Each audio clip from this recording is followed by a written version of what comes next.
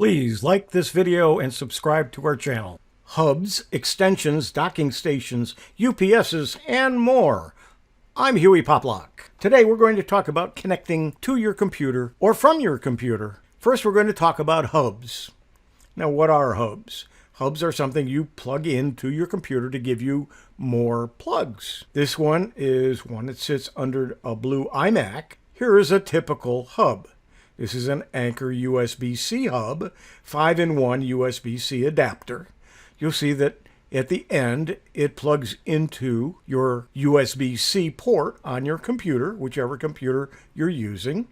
You then can plug in two USB 3 devices. You can plug in an HDMI to send it to a projector or to another screen. And you can also put in an SD card or a micro SD card and have it read it. This is a very simple device that allows you to have an SD card or a mini SD card reader by plugging into your USB-C port. It also is a USB-C device, plugs into your computer in the USB-C port. You can have an audio jack there. There's a USB-C slot. There's two USB-A slots. There's two HDMI ports. There's a gigabit Ethernet connector. I have on my computer, it's a 16-port USB data hub and charger, and gives me 16 USB ports with individual switches for each one. They have stowaways where you can put the connector so it is not lost, it doesn't catch on anything, and it's easy to travel with. You don't want it dangling because it could pull out, get caught, or eventually loosen up the cable and be unusable. Now, what about a docking station? Well, one of my computers, I had to purchase a docking station because one of my ports didn't work any longer. And so this is a USB docking station.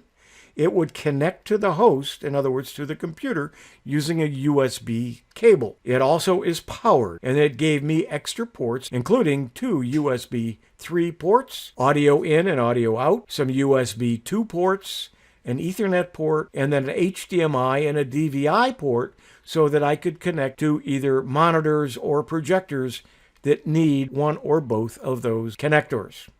Now, what about an extension cord for your computer or for your devices? Here's one that's called an octopus. And what it does, it gives you 4 extensions from one plug, but they are individualized so that if you have to put a power block on them, they're not going to interfere with each other and block one of the connectors. Here is something that I've been using for years, and these are 1-foot extensions. This allows me to have several blocks on a power strip.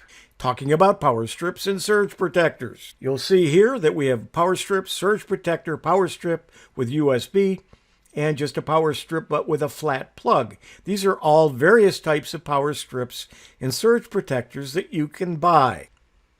So, a power strip gives you the ability to plug multiple devices into a single wall outlet. A surge protector is a type of power strip which is specifically designed to withstand a power surge and keep your electronics safe. A power strip offers no additional protection. If there's a surge, then your expensive TV can get fried and destroyed. A power strip does nothing besides give you extra sockets to plug into and an easy on-off switch. If you want any protection at all, you need a surge protector. A surge protector is designed to create a protective barrier around the products plugged into the protector. And you want to look for joules rating on the packaging. Only surge protectors will have this rating. Joules are a unit of measurement for energy, like watts or calories. They measure how long your appliance will be protected. Sometimes it may only take one massive surge in power to exceed the number of joules that your equipment is protected against. But sometimes it could take 10 or 15 little surges to do this. Keep in mind that the number of joules your power strip protects against works somewhat like a reservoir. When you initially purchase your surge protector, you may see a label of 2,000 joules, but this will deplete over time. As your surge protector takes hits from the power strikes, the level of protection will diminish. either in one massive strike or over time. An older surge protector may not be protecting you at all. What is an electrical power surge? An electrical power surge is a spike in your building's electrical current that usually lasts less than a second. Although a voltage surge is brief, it can cause damage to both your electronics and your appliances. In extreme cases, a power surge can even cause a fire. These spikes in power can occur for a few reasons. Faulty wiring. When you have faulty wiring that cannot withstand the electrical power of a voltage surge, you are more susceptible to them. High-powered devices turning on or off. When the motor of a high-powered device, like an air conditioning unit or a refrigerator, turns on, you may be subjected to a fluctuation in power. The lights may dim. Might be an indication of that. Lightning strike. A lightning strike can cause severe voltage surge, which can burn out TVs, computers, and so on. So, surge protectors are power strips that absorb excess power surges. A power strip is a power box with sockets to attach plugs. So, some tips on power strips. Surge protectors or power strips. What one are you trying to purchase? And make sure you know which one you're getting.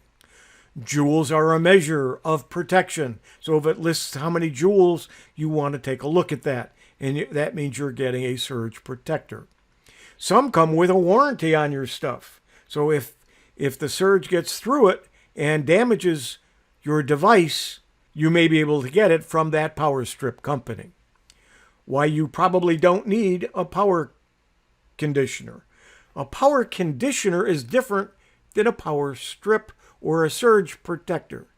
A power conditioner is when you get fluctuations in your electricity. In other words, like a brownout is a condition of power. You're still getting power, but you're not getting enough of it. And so some UPSs have power conditioning built into them. And so if you have that issue in your building or in your room or in your apartment, your home, you might want to consider a UPS that has power conditioning. Always get more outlets than you need right now because you're going to need them. Get one with enough spacing for the big plugs, or get those little extensions like I had. But if you get it with the spacing already there, it does make a difference. And it's less things to plug in and less things to worry about. Power spikes can come through or to phone or cable lines too. And USB is great, but check the amps. And so you might want to make sure that you are getting enough power in those USB plugs in that power strip. If you're traveling, get a portable power strip, because a lot of times when you're in a hotel, they are very limited in the number of plugs. And if you put your own strip in there, you can put 2 or 3 devices at the same time. Remember that none of these last forever, and you do need to replace them. That old power strip or that old surge protector may need to be replaced. Now, we talked about joules. A joule rating tells you how much energy the surge protector can absorb and thus safely protect the equipment plugged into it. The higher the joule rating, the more robust the surge protector and the longer it will likely protect. Joule ratings are one of the first features you'll see noted on the product box. If you don't see it, that should be a red flag. That means you're either buying a power strip that has no surge protection, or the rating is so low that the manufacturer chose not to call it out. Anyone serious about protecting their device from surge and their homes from a potential fire should stay away from any power product that does not have a solid joule rating. Now, what about UPSs, or uninterruptible power sources, not the brown trucks? When should you use a UPS? An uninterruptible power source gives peace of mind that your work and your devices are protected in the event of a brownout or a total loss of power. Many UPS devices allow multiple outlets for connecting your entire system or a number of important appliances or accessories. Consider using a UPS all the time for your desktop computer to ensure that you never suffer data loss. Understanding that a UPS will not provide a long-term power supply to finish working is important to your satisfaction level as an end user. In the event of a power loss, use the UPS to give yourself enough time to save your work and find an alternate power source or to shut down. Now, when do you use both a UPS and a surge protector? If you're trying to decide between a UPS and a surge protector, remember that you may not need both at the same time. That said, you can certainly use these devices independently to prepare your equipment for possible voltage spikes, brownouts, and power outages. Plug your valuable or complex electronics into the power strip and use the UPS for your computer and other devices where you may lose work if the power goes out. Plug printers and other accessories into power strips with surge protection.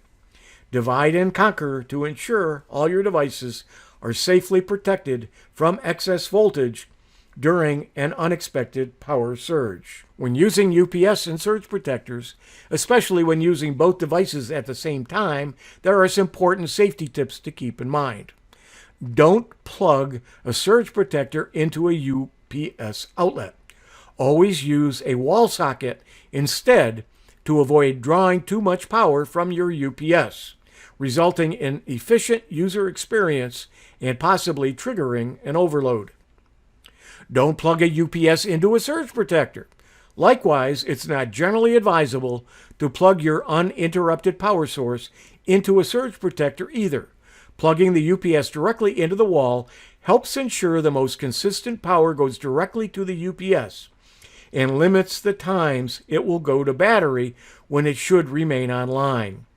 This helps the UPS to remain charged for immediate response, and built-in surge protection adds that layer of defense that also comes standard with a surge protector. Get the right number of outlets. When purchasing either a UPS or surge protector or power strip, one important consideration is the number of outlets. Of course, you want to buy a device with enough outlets to support the number of devices that you want to plug in. It can be a good idea to purchase a device with more outlets than you need now, so you'll have some extra room to plug in any new devices you add to your setup. For surge protectors, check absorption ratings and clamping voltage. When purchasing a surge protector, two important specs are the absorption rating and clamping voltage. The absorption rating is how much power the surge protector can withstand in a surge. Look for surge protectors with an absorption rating of at least 600 joules. The clamping voltage is the voltage at which the surge protector will be activated to protect your equipment. Look for devices with a clamping voltage of 400 volts or lower. Here are some UPSs. Now here's a chart showing the run times on UPSs. Obviously you can't read that. What I did is I summarized a few items so you get an idea. But what you're mostly looking at is at a very low wattage, you can get a couple hours out of a UPS. But if you've got a computer plugged into it and a couple other items in the UPS portion of the plug, and I'm going to show you what I mean by that in the next couple of slides, you want to shut them down. So this is a typical UPS. Actually, it's a UPS 850.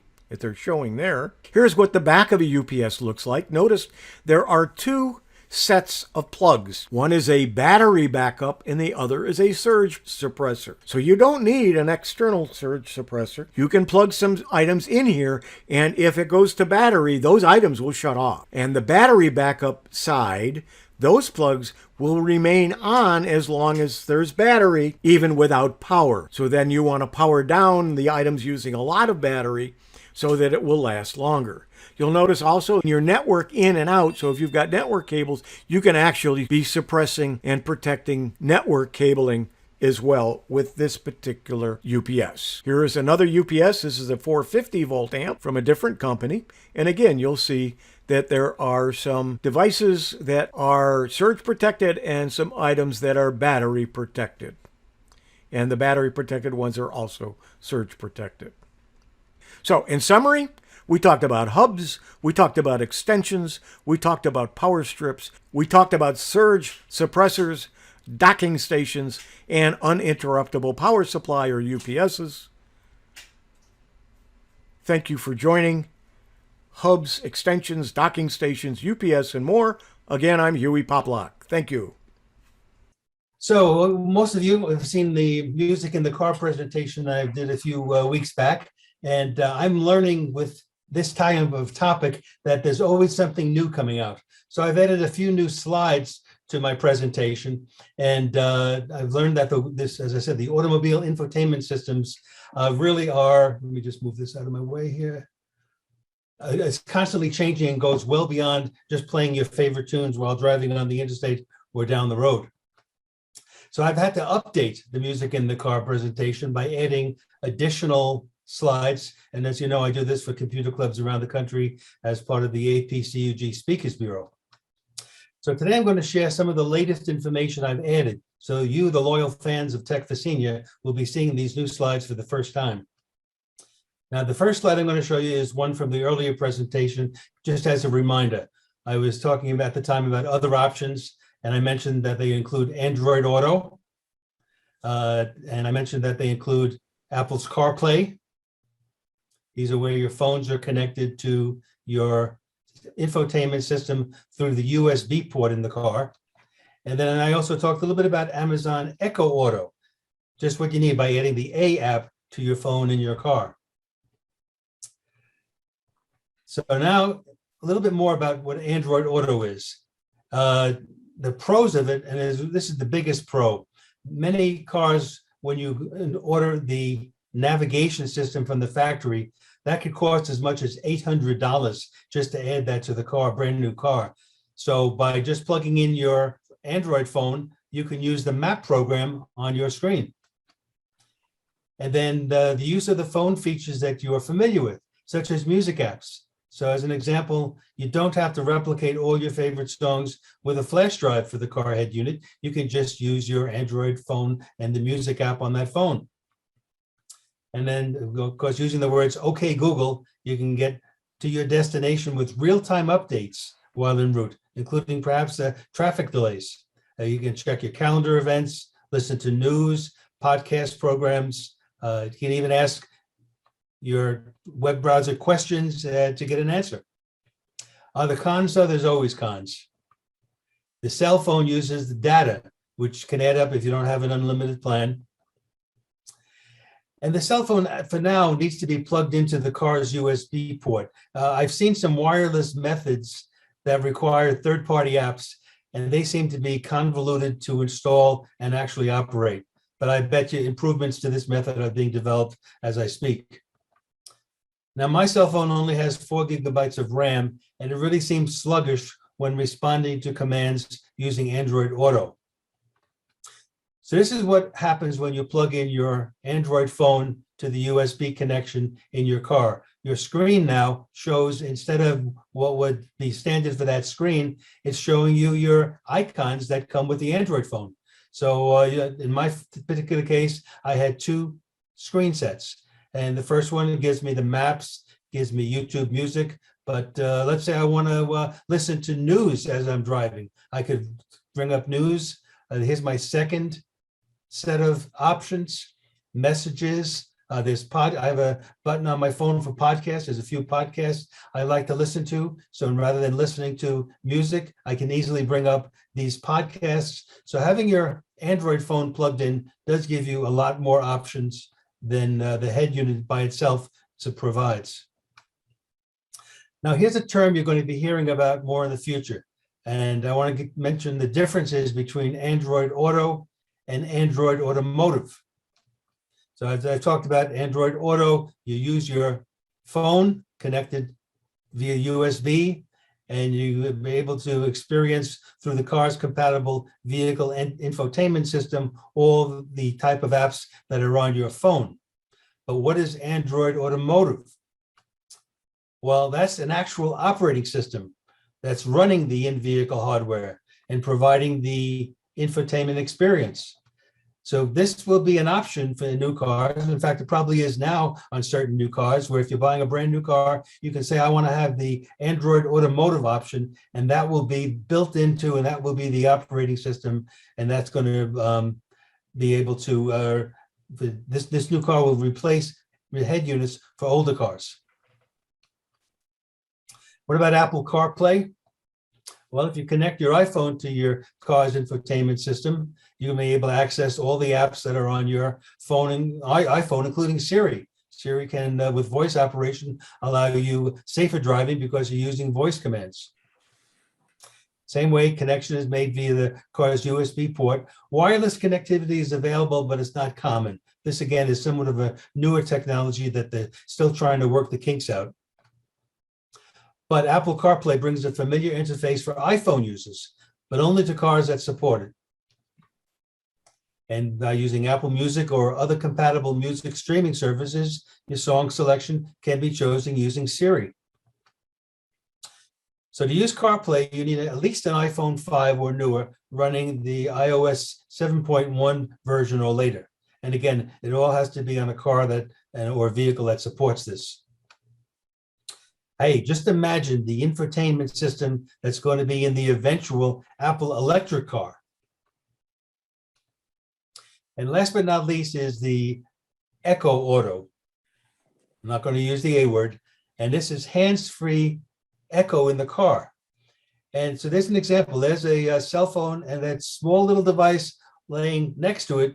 That's what the Echo Auto is. So again, it's hands-free in your car. Mostly all the features you would use at home are now available on the road. And it connects either via Bluetooth or, and this is really important, with the auxiliary wired connection on older vehicles. I think it's a bit pricey at $50.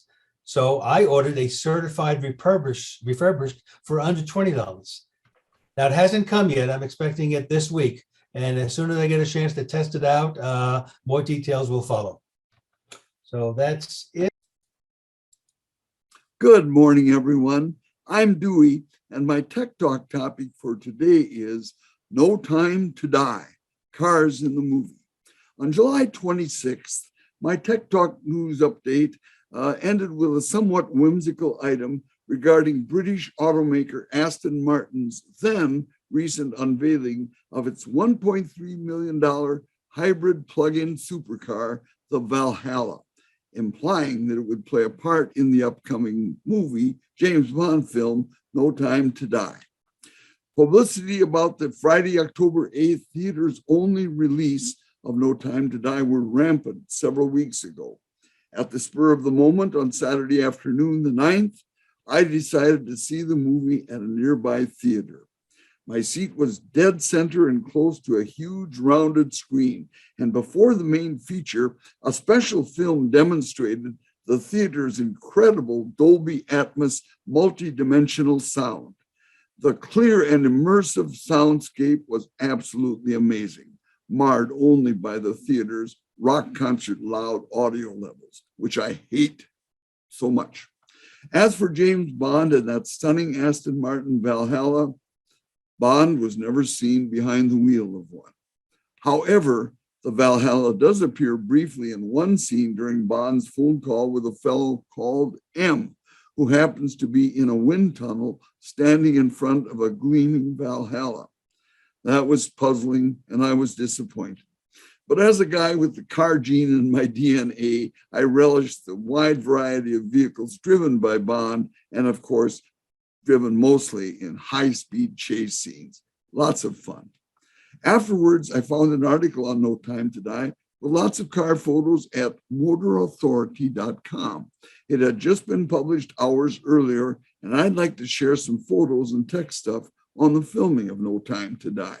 The photo here at the right shows Dan Craig, James Bond 007, with the original classic 1963 Aston Martin DB5.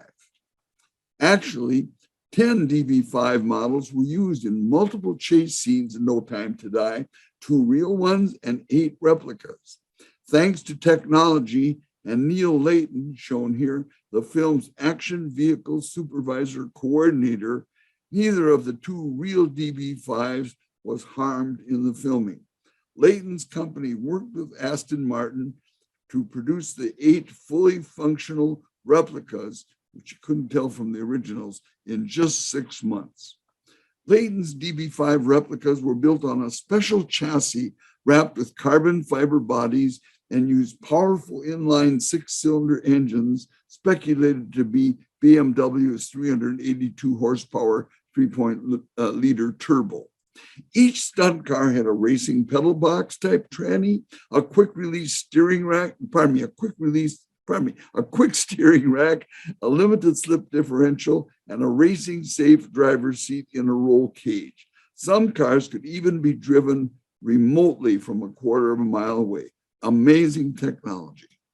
The DB5 stars in a memorable scene in which Bond does donuts with his DB5 while machine guns popping out from the headlights are mowing down a bevy of bad guys. I'll tell you, it was absolutely beautiful. Other vehicles driven by James Bond in No Time to Die include a 1974 Aston Martin Vantage V8 that sort of resembles a Ford Mustang of that era, a recent model Aston Martin DBS Super Leggera, which is a 715 horsepower coupe that would set you back over 300 grand US and even more in Canada. By the way, it's speculated to be the car of choice for Bond's 007 successor, a Black woman named Nomi. And now I've let the secret out. Nomi is the new 007, and she's in this movie. Also, among the vehicles, there was a vintage Land Rover Series 3 SVR model. 6 SVRs were used in filming No Time to Die, and 2 of them happened to meet their demise. And also an early 2000 Toyota Land Cruiser caught here in midair. And finally, in one of the most exciting moments in No Time to Die, Bond is barreling down a cobblestone street. This is in an Italian village like the one in my background, trying to escape a pack of nasty guys driving Jaguar XF sedans. Bond rounds the corner to see villagers leaving church right after a funeral. And so he aims left and rockets up a steep stone staircase and launches over a stone wall at the top. Marvelous animation, I thought.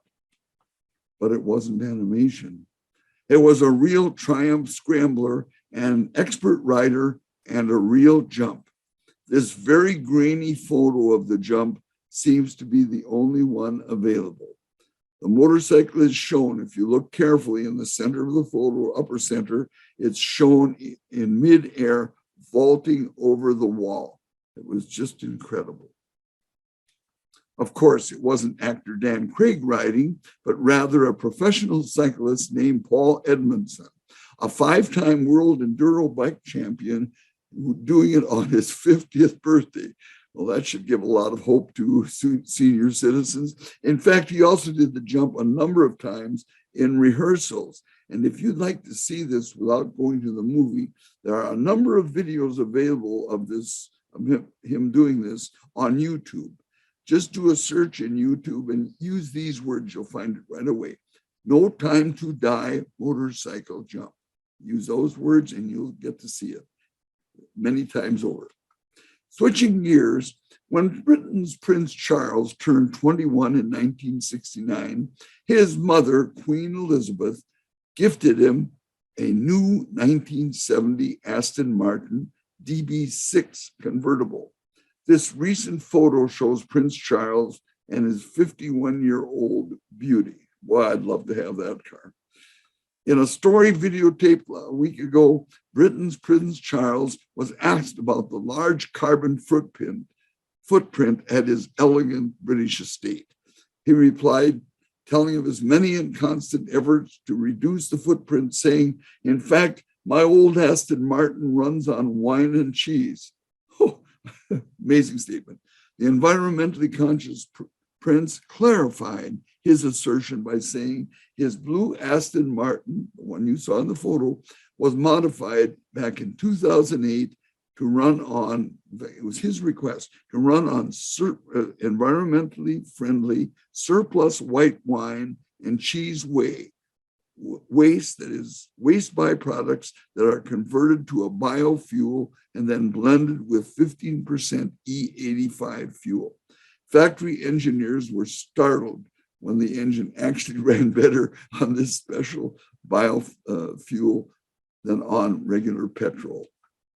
News articles on this startling revelation are easy to find.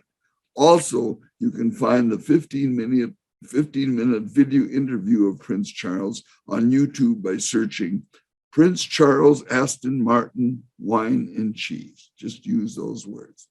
Well, that's my Tech Talk story for today. Gosh, I've had so much fun. I am going to stick with this one. Thanks for watching. Stay safe, and good Lord willing, we'll see you next week.